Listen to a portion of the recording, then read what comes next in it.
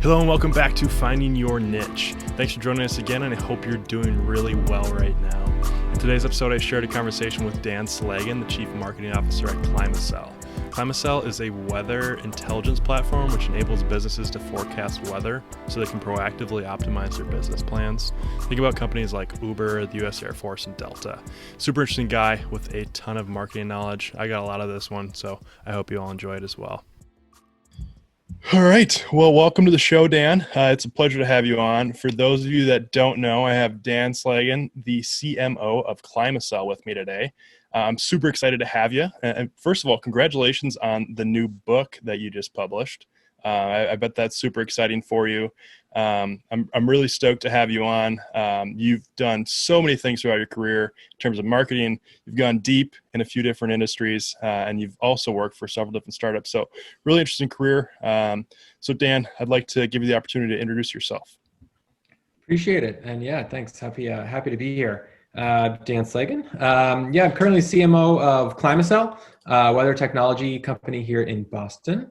I've been in Boston my whole career, as we were just chatting about, and always been in sort of the startup and kind of early stage companies. Been fortunate to be at places like Wayfair and HubSpot, and obviously now at ClimaCell. So big fan of Boston, the startup community here, and yeah, we launched the book about a month ago, maybe 3 or 4 weeks ago, and it's called Understanding Startup CEOs. And it's basically sort of the guidebook for anyone that's working at a startup, interested in a startup, whether you're sort of just joining or you're an executive or you're a CEO. The book really helps everyone understand kind of what's going on in the mind of the CEO and what the expectations are on a day-to-day basis and week-to-week expectations. And a lot of it comes from sort of my own interactions, advising, working for CEOs, and it's really meant to be kind of almost like a self-help but guidebook for startup execs. Really cool. So when you were coming out of college, you spent pretty much the entirety of your career in marketing, one way or another. Did you know where your world was going to take you? Were you really intentional about going into marketing, or what were you thinking about when you were coming out of college? So when I can start by saying when I went into college, for whatever reason, I knew I was going to go into the business school. I perhaps didn't know exactly which part of the school, but for whatever reason, that just seemed like the best fit for me. I wouldn't say there was a ton of thought or process put into it. It was just sort of, I happened to, maybe it's because I didn't have anything else, so I figured I'll go to the business school. Then when I was in the business school, I was quite fortunate enough that our school offered internships every year. And so, one of the best things about doing those is you do learn what you like, but you also really learn what you don't like. And I was able to intern at places like JP Morgan and Morgan Stanley, and it kind of got into the finance and accounting world, and it just wasn't doing it for me. I wasn't great at it, to be honest, and I also wasn't all that interested in it. Me neither. And so, as I thought back to my classes, the one class that just pulled me in from the first day was marketing. I was never great in school and high school. It just never was something that really captured my attention. But for whatever reason, anything around creative and marketing, I was hooked. I was 100% focused and attentive, and that was the class I just always wanted to go to. So we had an incredible marketing professor where I went to college, and he had been all over the world working for huge corporations, all the way down to, like, his words, not mine, like fishing villages off the coast of Malaysia. Like, he just had the most wild life experiences, and he would teach marketing and he would teach Eastern philosophy. And I took all of his courses, and they all sort of merged together for me. And yeah, by junior, even sophomore, junior year, I kind of knew marketing was where I was headed. And so that's where I really started to spend all my time. My senior internship was in marketing. That's where I did my thesis on and all that kind of stuff. So coming out of school, I knew that marketing was at least the area of focus for me. I certainly didn't know what that meant. I didn't know if it was I didn't know if it was more on the branding side or the more kind of performance marketing side. I didn't know if it was client side or agency side, online, offline, print, all those different types of things. I had absolutely no idea. And for me, it's kind of interesting because when I graduated, we were actually in the crisis of 2007, 2008. Mm-hmm. And, thankfully, Wayfair was one of those companies that sort of took the approach of it's good to build a startup in turbulent times. Things can often be cheaper if you have the capital and those kinds of things. And so they were hiring up tons and tons and tons of people right out of school to kind of jumpstart their marketing. And so that's where I landed. So you landed at Wayfair and you're doing marketing there. And I know I don't want to flash forward too far into your career, but you did a lot of performance marketing and then you did a lot of branding as well. So I would really like your take on the difference between the two categories there. Sure. I will say, I think, we live in a world of kind of segmentation and specialization, but in the startup world, your value is really defined, especially in the early days, by the number of hats you're able to wear and do fairly well. And so it's been such, I would say, a benefit to be able to understand both performance marketing and branding. I think, performance at the end of the day it's a numbers-based function. We're going to invest this amount of X, and X can be literal cash, budget, time, resources, people, however you want to say it. But you're saying we're going to numerically invest X, and over the course of the next day, week, month, year, 3 years, however you look at your horizon, we're going to see an ROI of Y. And as long as that ratio is, well, for some companies, it's less than 1-to-1, especially in startups. But as long as in theory that's profitable, then you can scale up, and that's where it is. The goal of performance marketing is simply to grow your revenue and expand revenue. On the brand side, it's something that we've seen, I think, fluctuate at the top line over the years. But at the end of the day, since day one, it's always been about how do you connect with people? How do you garner an emotional response to a brand, make people think about your brand, consider your brand, love your brand, and really have your company be something that they want to associate with. At the end of the day, that's really never changed. I think, the way that people talk about it sort of changes with the times and what's going on in the world. But at the end of the day, it's how do you make the best possible connection with people? And so that's kind of the difference between the two. In my mind, I think the nice part about working and understanding both sides of the fence is that, one, you're able to empathize with the other side. So I'm able to empathize with brand marketers about all the things that frustrate them or get them excited. And I'm also able to empathize with the performance marketers, and you can kind of understand from the top level, okay, how do you balance this equation? Because, on the performance marketing side, if you're too focused on numbers and building a machine, you're going to have really horrible marketing, and you might actually be hurting your brand long term, even though you can gain some short-term financial successes. On the flip side, on the brand, you can waste endless cycles on brand, and I'm guilty of doing that myself. But you can also build some incredible companies off the back of good branding. On the brand side, how do you track that? I'm going to start with that question. It's leading into something else. Sure. I think there's all kind of the general ways that you can track it. You can look, you can run sort of surveys and say what's the brand recall of a certain campaign. You can run NPS scores. You can poll audience members. You can poll customers, prospects, all those types of things. You can do qualitative research with your prospects, with your customers, those that love you and hate you. You can do all those types of things. You can also do performance marketing tests as well. If it's a specific campaign, you can, if you have a website, you can run an A/B test and say, we're going to go with this type of branding and this type of branding, and let's see how people respond. So there's plenty of ways to test it. I think, ultimately what leadership, the best leaders are the most comfortable knowing that they don't have to measure and understand every single aspect of branding. There is a little bit of magic to it. There is a little bit of trust that goes into it. And it's a really hard balance for CEOs or anyone running a company to balance.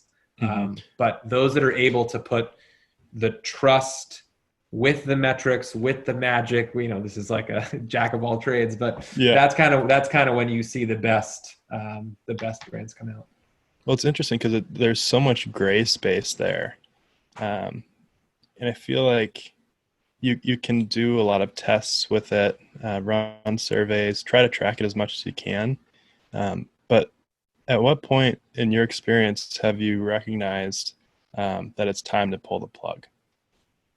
On brand, I as much as I can look at the numbers. So for me, again, I love the branding side of marketing. I always have to try and justify my department and my budget and our return on investment and all those types of things. So I will often just run A/B tests and test new campaigns. Even if I think I've really nailed branding on something, I still want to run A/B tests into it. And if I lose, then great, that's validation that my current branding is right. But I also want to have all the qualitative understanding. When you first interacted with the brand, did you understand what it was about? What did you feel? What type of connection did you want to be associated with it? Those types of things. I think one of the hardest things that I've actually learned is, oftentimes marketers will have to accept branding that they don't like or they don't resonate with. And that's really hard for someone working in marketing for the first time, especially in branding. Like if you are, working, maybe you've worked at a technology company or a software company in the past, and now you go work for a company that sells to local business owners. They talk a completely different way than technology folks do. For sure. And you might not like or even resonate with the way that your copy or your website or your branding looks, but your customer does. And that's what you have to get over. And so I've had a lot of those really hard conversations with people. I had one last week, actually. We were trying to run a branding campaign into a really old school industry, into some fairly high level executives. And the way things kind of look and feel and talk and interact was completely different and abnormal for the branding team that was working on the project, to the point where they almost hated it, but we knew it was going to work. It's that, like, those types of things is you got to kind of get over yourself and your own ego and get into the shoes of your customers. That's so interesting. So in that, where do you draw the line between creativity and, I'm not even sure what the other word is here, so I'm just going to call it insanity. Like, I'll give you an example. This week, so I was trying to do like a food drive for the food shelf that's near my house. And so I called them up, I asked them what they needed, and the lady on the phone said, "You're going to laugh, but we need pickles and paper towels." And so I said, okay, well, I'll see what I can do here. And the example that I'm using here is the pickles. There's two ways the pickles could go. Either the pickles could be a great thing and people would see the pickles and get curious about it. It's kind of a random thing. It might draw on their attention, or people are going to think, why would anybody need pickles? Turns out people were thinking, why would anybody need pickles? And it wasn't very successful at all. But we ended up getting, I don't know, a few $100s worth of pickles donated. But I want to get your take on, I'm not sure what we would call it here, but the fine line between creativity and insanity. That's what I'm going to call it. Yeah, I think for me, it's funny. I can hear your story and I instantly know, like, exactly, because this is perfect. You just have to be willing to test. If you think about the best marketing teams, or even, a lot of it in the sort of tech startup world, the growth teams as well, which is kind of a merger of like dev, product, and marketing folks. The best growth and the best marketing teams in the world will tell you what ends up working is your ability to consistently run tests every single week. And over time, you will most likely find that all of your tests produce a 1 to 3% improvement on what you're currently doing. But over time, it's the compounding value of all the tests you were able to run that really move your company forward. So I think you should be willing to test almost anything, as long as you have a good testing cycle, you have a good process, you know how to ramp things up, you know how to shut things down, and you kind of can let the data tell the story and not what you want to be true. I can tell you, when I first joined ClimaCell, one of the first things I did was I physically mailed a DVD of Back to the Future to 100 executives. Yep. And we got about a 45% response rate. Holy crap. From it. Now, when I suggested it, eyebrows up. Wait, I'm sorry. What? Well, what was the rationale behind it? Why were you sending them that DVD? The rationale was we knew the exact people that we wanted to go after. Everyone was still working in an office, so you could still mail things, which was nice. So you just sent it to their office? We did. We knew that, again, it's an old school industry, and we know the type of stuff that they're getting, whether it's email or mail or marketing messaging. They are very bored, and they've learned to turn things off. And so what we want to do is sort of flip the script a little bit and give them some fun, and then also make sure that they knew that we were a serious company. So along with the DVD, I had some really well, custom and branded materials about our company and the value we could offer. But essentially, the idea is ClimaCell is a weather prediction company. So we can tell companies how future weather and forecasted weather is going to impact their operations before it happens, so they can make changes ahead of time. This helps companies like Uber know when they're going to have to staff up their drivers because it's going to rain in a certain city. That's kind of the general use case. And so we were able to say, hey, we can't help you predict we can't help you change the past, but we can help you change the future. And so we just had a DVD in there. We took a risk. Ended up being one of the most valuable campaigns I've ever run. One of the cheapest, easiest ones I've ever run. There was no, I was super new. We just wanted to get a test out real quick. There was no elaborate software or tracking behind it. I just knew the companies we were going after. I knew that we weren't going after them before. Here's the mail when they respond. Like it was pretty rudimentary there. But again, when I first made a suggestion, thankfully I have the full trust and buy-in of the leadership team there and my peers. But it was, that's interesting. So I think that's what you have to be willing to test. And so again, what we've set up and what we aspire to set up is not so much what are you testing this week, but are you testing this week? Okay. Yeah, I think that's super interesting. I wonder if there's a way to track how many people actually watch the DVD. I think that would be an interesting metric. It wouldn't really be relevant, but it might just be interesting to see that. Coming out of that, one thing that I get concerned with, like when I'm doing testing, is I don't know. I just get I get in this mindset that there is a finite amount of people in the world, and that if I send out something about pickles, that whenever anybody sees something from me, they'll think this is the pickle guy. There's no way I'm going to get involved with this pickle guy in any way, shape, or form. And same thing with the Back to the Future DVD. Like, it could have backfired on you. They could have thought, well, why the heck are these people sending me a Back to the Future DVD?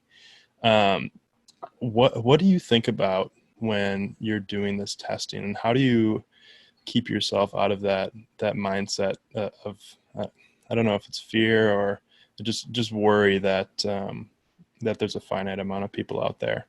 Yep. What I like to do is we use sort of a methodology called ICE scoring, ICE. It comes from the Growth Hacker blog. Essentially, you look at all your ideas, and each week in a sheet, we look at all the ideas we have, and they're bucketed out by theme, and we continually are adding new ideas to the sheet. And we numerically score all the ideas on a scale of 1 to 10. And so the I stands for impact. What do I think the impact of this idea will be? C stands for confidence. How confident am I that will be the impact? And the E stands for ease, which is how easy is this test for me to run? And at the end of the day, I get a score somewhere between 0 and 30. And I'm able to look at the numbers and rank them numerically and say, all right, if I want to simply look at the highest score ideas, these are them. If I want to then pivot and look at the highest impact ones, like maybe I have something that's a 10 on impact, but it's a 2 on ease because it's really hard to do, but at least I can look at the impact. So to your idea there, if you were to think about that campaign, the impact of focusing on pickles would probably be low impact. You are confident, though, that the idea will work, and it's incredibly easy. Now, the only reason it's low impact is because it's a very finite number of people that will that will associate or respond to that particular food. Right. But you know that the people that see it are going to respond. So then you can make the call. Do we want to do a campaign this week that we're really confident and we know is really easy? We'll bring in, maybe call it a 5 out of 10 or a 4 out of 10 impact. Or do we want to try and go for something that, we think could be an 8 or a 9 impact, but we're not as confident, or it's harder to do? And that really goes into, well, what type of a team do you have? What type of resources, time do you have? And so it completely changes the necessity to opine, and you can actually look at kind of, okay, what do we have? What's the data telling us, and how do we move forward? And are those numbers just based off of your best judgment as a team then? Yeah, it's one of those things where the first month you do it, you're pretty bad at it. But by the 6th month, you can almost do it blind. Okay. Very cool. Well, working at several startups, Dan, I'm sure you've had to get really creative with your marketing, similar to what you did with the Back to the Future DVDs. So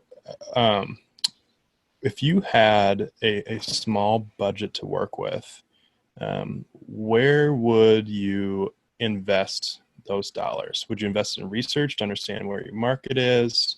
Or would you invest it in a campaign similar to what you did with the Back to the Future one? What would you do with the money that you had? I had a small budget. I think, my hope is that I understand the customer without needing too much money, or any money, to be honest. I should be able to understand my company, my product, my customer. I can talk to customers for free, all that kind of stuff. What I would then be looking at right now, like if you were to ask me today, what would I be looking at? Reach is something that is really interesting to me, and repeatability. Because if you don't have a huge budget, whatever you end up investing in, hopefully it's something that you can do multiple times, because your ability to rely on creative ideas is pretty difficult thing to bet on. That's why the biggest companies in the world hire multiple creative agencies to constantly send them ideas, because it's really hard to come up with creative ideas. But one thing I really like doing is sort of looking internally at your own company and your own data, and trying to figure out what is unique that you can share with the world that the world didn't have access to or doesn't have access to without your company. So an example I can give you is I used to work at an ad tech company, and we did Facebook marketing. And the largest brands in the world, mostly on the performance side, would use the software to advertise on Facebook. And we wanted to get every other company that advertised on Facebook to use our software. But I did not have large budgets whatsoever. Oftentimes people are surprised, given the size of the company, how small the budgets actually were. So I think this is a really relatable example. But what we were able to do is internally look at our own data each quarter. And basically I knew what advertisers were doing on Facebook, because we had our own customers. I could go in and look at the data. I knew how much they were paying. I knew if they were spending more or less. I knew how much it cost per click or per impression, whether it was on desktop or mobile or in Asia or in South America. I knew by industry. I knew whether it was B2B, B2C. I literally knew everything. And so what we knew is that the world, specifically the finance world, was really interested to understand what's going on with Facebook's ad revenue, because it was going to impact their earnings calls. And so what we did is 2 weeks before their earnings call, we released a massive data report. And that's how we framed it. We said, look, this is what's going to happen. We said at the time, this was years ago, Facebook has the best data in the world. Here you can see what the average numbers are. And we were able to sort of help inform people to better understand the company. And we got, we worked with Goldman Sachs and Chase Bank and JP Morgan, and we got featured everywhere. We went on Bloomberg TV. We went on CNBC, Forbes, Bloomberg. I mean, every single financial magazine or website or media publication you can think of, we were there. That started to trickle down to Mashable and to Fast Company and to TechCrunch and all the tech blogs. And sure enough, by spending literally almost no money outside of just creating this document, we were able to see our lead generation just go through the roof, through word of mouth and PR and virality. That's incredible. And it's interesting that you were doing a lot of Facebook marketing, and it wasn't the Facebook marketing that drove a lot of your lead generation for your company. Yeah, at the time it was very B2C performance Yeah. driven. Like Facebook was just, if you had a new, app that you needed downloads, or a fashion company or a brand, that kind of thing, it was the best place in the world to be. I think Mm-hmm. now they've certainly developed into more of a holistic B2B offering and all that kind of stuff. But no, it was funny. Yeah, it was the B2B opportunity to go get large new customers off Facebook at the time was not as easy. That's interesting. So have they, I'm not super familiar with Facebook advertisements, especially as they've evolved over the years, but I would assume that, as you mentioned, it started with a lot of B2C, just a lot of straight up marketing, people trying to get you to buy their products. I'm sure companies are moving into a hybrid approach. But how effective, in your opinion, now is a company like Facebook in um, paid reach? So how much reach you'd get for whatever your paid advertisements are in terms of marketing and branding, and then also um, organic reach. I know LinkedIn, a lot of people are saying LinkedIn has a lot of organic reach right now, but how are the traditional companies doing, like Yep. Facebook? Yeah, I mean, if I have budget, I'm first looking at all the social networks and Google. That stuff certainly hasn't changed, and obviously Facebook, especially if you think of all their Mm-hmm. assets in addition to Google and their additional networks. um, that's the majority of it if you're looking at online. I do think we're starting to see, smaller areas of spend, but things like sponsoring podcasts and newsletters and those types of things become really effective if you're just going for industry focus, Mm-hmm. and really, really high quality. Mm-hmm. Obviously, it depends if you're B2C or B2B, but I think those opportunities exist certainly. On the organic side, it's funny. Yes, everyone's saying LinkedIn has a huge reach right now, and I've been benefit of it. I can see it firsthand, but you Mm-hmm. can't rely on it. Yeah. For organic, if I'm a brand, my ability to draw people directly to my website on a consistent basis is really the only thing I can rely on, because all it takes is an algorithm change and all of a sudden LinkedIn's done. Yeah. And maybe they do, this is what Facebook did. Facebook had all the local businesses sign up. And every time they posted, all of their fans would see their updates. So if you liked a local business page and then you posted something organically, everyone that followed you would be able to see your post. Then over time, that your reach to your own fans went down to something like 5%, or it was like a single digit number. And what they then encouraged local businesses to do, of course, was to start paying money to promote your ads. Mm-hmm. And so, you can understand why Facebook did it. They have to make money, and it's a fairly natural course of maturity. But to Mm-hmm. all the local businesses who may not have been thinking about that, which is probably most, they had spent a lot of time building up an organic reach, and all of a sudden that disappeared almost overnight.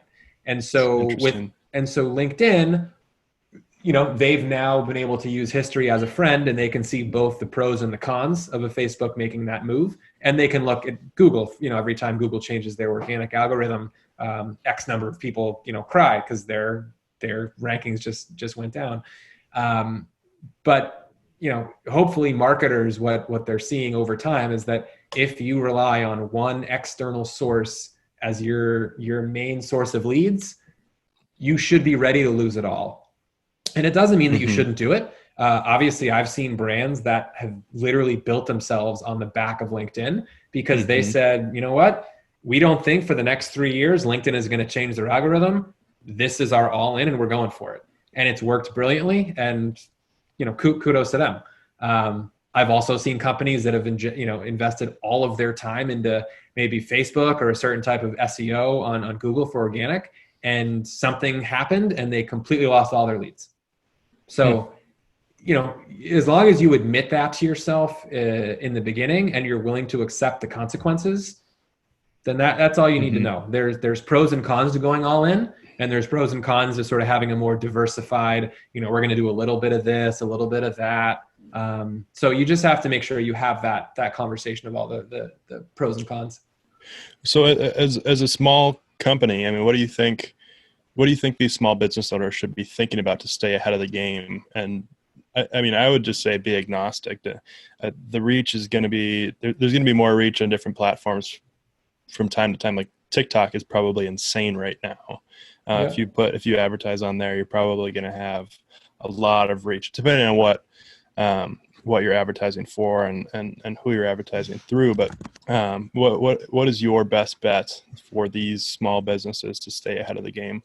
Yeah, I heard a great example recently of a restaurant in New York City, and they, I don't know the exact percentage off the top of my head, but if someone places an order for a restaurant through like a DoorDash or a Grubhub, Mm-hmm. I think they take roughly 20, 25, 30%. It's something Yeah. in there. It's Yeah. a significant It's crazy. chunk, Yeah. but it's something like that. Yeah. And so what I understood was this restaurant was not ignoring the platform, but using the platform as a way to acquire a customer. And then they would think about, okay, so I go to Grubhub, I get a new customer, they come in. I just lost 30% off the first order. But I'm Mm-hmm. looking at that first order as the cost to acquire that new customer. And now my new job is to make sure that they never use Grubhub again, that they order direct through my email, phone number, or website. And so the restaurant was starting to develop all these like exclusive offerings and fun offerings so that the person would be more inclined to come back directly to them.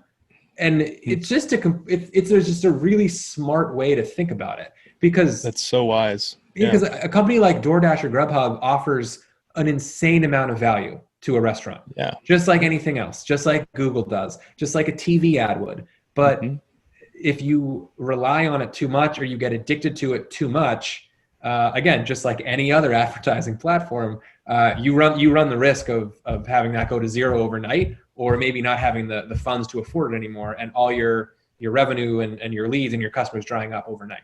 So as long as you're thinking about how do I keep people direct through things like newsletters and emails and one-to-one contact, then I'm certainly all for using any method to acquire a new customer, as long as you're thinking it all the way through to the end. That's really good advice. Last question for you. I'm asking this to all of my guests. It's about white space. So what in the marketing world right now, whether it be a strategy or a product, is out there that is underutilized and super effective?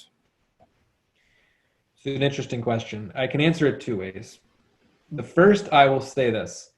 Every time you see the market starting to go towards something in the masses, it always leaves a valuable opportunity to go focus on things that are getting ignored.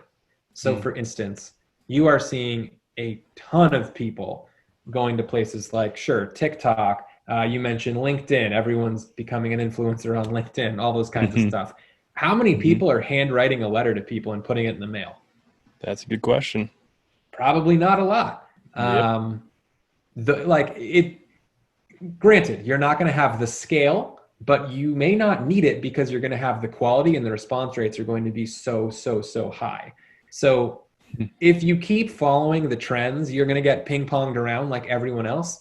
And odds are there's going to be someone that was earlier to the platform than you, that has, a better reach, and you're just trying to keep up and learn from other people or other companies. And I think oftentimes you can just lose sight of what's really important, which is, where's your customer? Who's your customer? How can we best connect with them?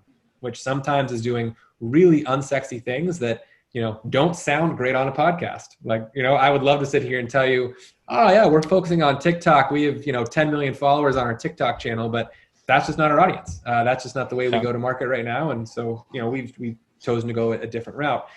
The other sort of way to potentially think about it is just kind of investing in the long term. White space, it's kind of like, you can do marketing activities that will help you today. You can do marketing that will help you tomorrow, or you can do things for the long term. And so just making sure that wherever you're spending your time, you feel like you can justify, 3 months, 6 months, a year from now. That's how I also like to make sure, like, you're just keeping some type of rationale when you're thinking about it. Yeah, those are those are two great answers. And I enjoyed it more that you didn't say you're advertising directly through TikTok, just because I'm able to learn more, and all the people that are listening are able to learn more as well. So Dan, thank you again for coming on the show. It was great to get to know you, and I hope you have a great rest of your week. Sounds good. Appreciate it. Hello. Thank you for listening to today's episode of Finding Your Niche. I'd love any feedback that you have for me. So if you have any advice, shoot me a message on LinkedIn. I'll see you next time.